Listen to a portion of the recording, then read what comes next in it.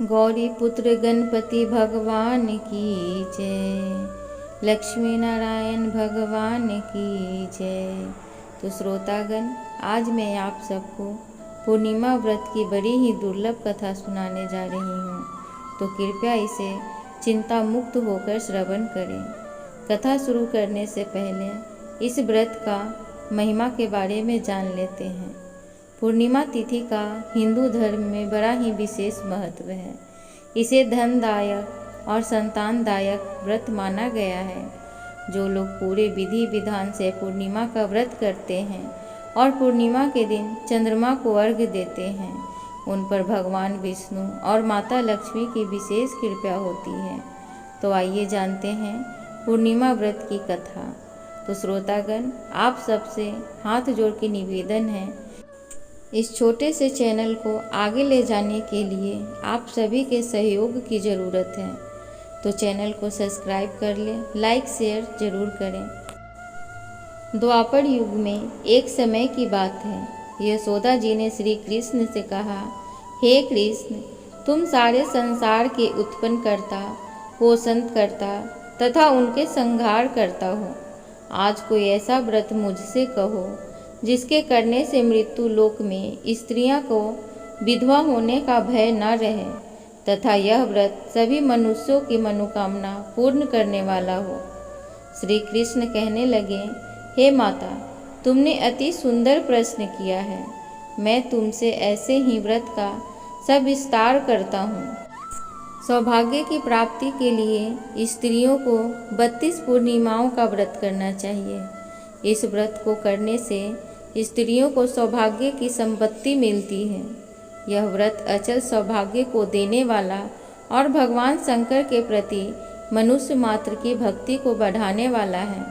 यशोदा जी कहने लगी, हे कृष्ण, सर्वप्रथम इस व्रत को मृत्यु लोक में किसने किया था, इसके विषय में विस्तार पूर्वक मुझसे कहो। श्री कृष्ण जी कहने लगे कि इस भूमंडल पर एक अत्यंत प्रसिद्ध राजा चंद्रहास से पालित अनेक प्रकार के रत्नों से परिपूर्ण कातिका नाम की एक नगरी थी। वहाँ धनेश्वर नाम का एक ब्राह्मण था और इसकी स्त्री अति सुशील और रूपवती थी। दोनों ही उस नगरी में बड़े प्रेम के साथ रहते थे। घर में धन धान्य की कोई कमी नहीं थी। उनको एक बड़ा दुख था, उनको कोई संतान नहीं थी, जिस वजह से वह बहुत दुखी रहते थे। एक दिन एक बड़ा तपस्वी योगी उस नगरी में आया। वह योगी बाकी सभी घरों से भिक्षा मांगकर भोजन किया करता था, लेकिन उस ब्राह्मण के घर से भिक्षा नहीं मांगा करता था। एक दिन योगी गंगा किनारे भिक्षा मांगकर प्रेम पूर्वक खा रहा था। ब्राह्मण ने योगी को गंगा किनारे भिक्षा मांगकर प्रेम पूर्वक खाते हुए देख लिया। अपनी भिक्षा से अनादर होकर दुखी होकर धनेश्वर योगी से बोले, आप सभी घरों से भिक्षा लेते हो, परंतु मेरे घर का भिक्षा कभी नहीं लेते, इसका क्या कारण है? योगी कहने लगा कि आपके धर्म हमें इस बात की आज्ञा नहीं देता है, क्योंकि अभी आप गृहस्थ जीवन में एक सुख से वंचित हैं। आपके घर संतान होने पर मैं आपके घर से भी भिक्षा स्वीकार कर लूँगा। उन्होंने कहा कि जिस घर में संतान नहीं है उसके घर से भिक्षा लेने से मेरे भी पतित हो जाने का भय है। धनेश्वर यह सब बात सुनकर बहुत दुखी हुआ और हाथ जोड़कर योगी के पैरों पर गिर पड़ा तथा दुखी मन से कहने लगा कि आप मुझे संतान प्राप्ति के उपाय बताइए। आप सर्वज्ञ हैं, मुझ पर अवश्य ही कृपा कीजिए। धन की मेरे घर कोई कमी नहीं है, लेकिन मैं संतान न होने के कारण अत्यंत दुखी हूँ। आप मेरे इस दुख का हरण कीजिए। यह सुनकर योगी कहने लगे, तुम चंडी की आराधना करो। घर पहुंचकर उन्होंने यह सारी बातें अपनी पत्नी को बताई और खुद वन में चला गया। वन पहुंचकर उसने चंडी की आराधना की और उपवास भी किया। चंडी ने 16वें दिन उसको सपने में दर्शन दिए और कहा कि हे धनेश्वर, जा, तेरे पुत्र होगा, लेकिन उसकी आयु सिर्फ 16 वर्ष की होगी। 16 वर्ष की आयु में ही उसकी मृत्यु हो जाएगी। अगर तुम दोनों स्त्री और पुरुष 32 पूर्णिमाओं का व्रत करोगे तो यह दीर्घायु हो जाएगा। जितने तुम्हारी सामर्थ्य हो उतने आँचे के दिए जलाकर शिव जी का पूजन करना, लेकिन पूर्णमासी 32 ही होनी चाहिए। सुबह होते ही तुम्हें इस स्थान के पास एक आम का पेड़ दिखाई देगा। उस पर चढ़कर एक फल तोड़कर अपने घर ले जाना। अपनी स्त्री को इस बारे में बताना। सुबह स्नान होने के बाद स्वच्छ होकर शंकर जी का ध्यान करके उस फल को खा लें। तब शंकर भगवान की कृपा से उसको गर्भ हो जाएगा। जब ब्राह्मण सुबह उठा तो उसे उस स्थान पर आम का पेड़ दिखाई दिया और वह उससे फल तोड़ने के लिए चढ़ा, लेकिन वह पेड़ पर चढ़ नहीं पा रहा था। यह देखकर उसे बड़ी चिंता हुई। उसने भगवान गणेश की उपासना की और कहा, हे दयानिधे, अपने भक्तों के विघ्नों का नाश करने वाले, उनके मंगल कार्य को करने वाले, दुष्टों का नाश करने वाले, रिद्धि सिद्धि को देने वाले, आप मुझे इतना बल दें कि मैं अपनी मनोकामना पूरी कर सकूं। इसके बाद वह पेड़ से फल तोड़कर अपनी पत्नी के पास पहुंचा। उसकी पत्नी ने पति के कहे अनुसार इस फल को खा लिया और वह गर्भवती हो गई। देवी की कृपा से उसे बहुत सुंदर पुत्र पैदा हुआ। उसका नाम उन्होंने देवीदास रखा। माता पिता के हर्ष और शोक के साथ वह बालक बढ़ने लगा। भगवान की कृपा से बालक बहुत ही सुंदर था, सुशील और पढ़ाई लिखाई में बहुत निपुण था।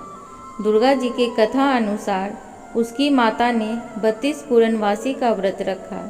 जैसे ही 16वां वर्ग लगा, दोनों पति पत्नी बहुत दुखी हुए, कहीं उनके पुत्र की मृत्यु न हो जाए। उन्होंने सोचा कि अगर उसके सामने यह सब हुआ तो वह कैसे देख पाएंगे। तभी उन्होंने देवीदास को मामा को बुलाया और 1 वर्ष के लिए देवीदास को काशी में पढ़ने के लिए भेज दिया। 1 वर्ष बाद उसे वापस लेकर आ जाना। देवीदास अपने मामा के साथ एक घोड़े पर सवार होकर चल दिया। उसके मामा को भी यह बात पता नहीं था। दोनों पति पत्नी से 32 पूर्णमासी का व्रत पूरा किया। दूसरी तरफ मामा और भांजा दोनों रात गुजारने के लिए रास्ते में एक गांव में रुके। उस दिन उस गांव में ब्राह्मण की कन्या का विवाह होने वाला था। जिस धर्मशाला में वर और बारात की बाकी लोग रुके हुए थे, उसी धर्मशाला में देवीदास और उसका मामा ठहर गया। उधर कन्या को तेल आदि चढ़ने के बाद जब लग्न का समय आया तो वर की तबीयत खराब हो गई। वर के पिता ने अपने परिवार वालों से विचार विमर्श करके कहा कि यह देवीदास मेरे पुत्र जैसा ही है, मैं इसके साथ लगन करा दूं और बाद में बाकी सारे काम मेरे बेटे के साथ पूरे हो जाएंगे। ऐसे कहने के बाद वर के पिता देवीदास को मांगने के लिए उसके मामा के पास गए और उन्हें सारी बात बताई। मामा ने कहा कि कन्यादान में जो कुछ भी मिलेगा वो हमें दे दिया जाए। वर के पिता ने बात स्वीकार कर ली। इसके बाद देवीदास का विवाह कन्या के साथ संपन्न हो गया।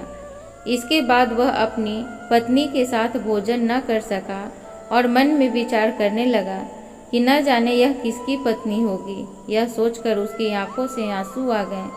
तब वधू ने पूछा कि क्या बात है, आप उदास क्यों हैं?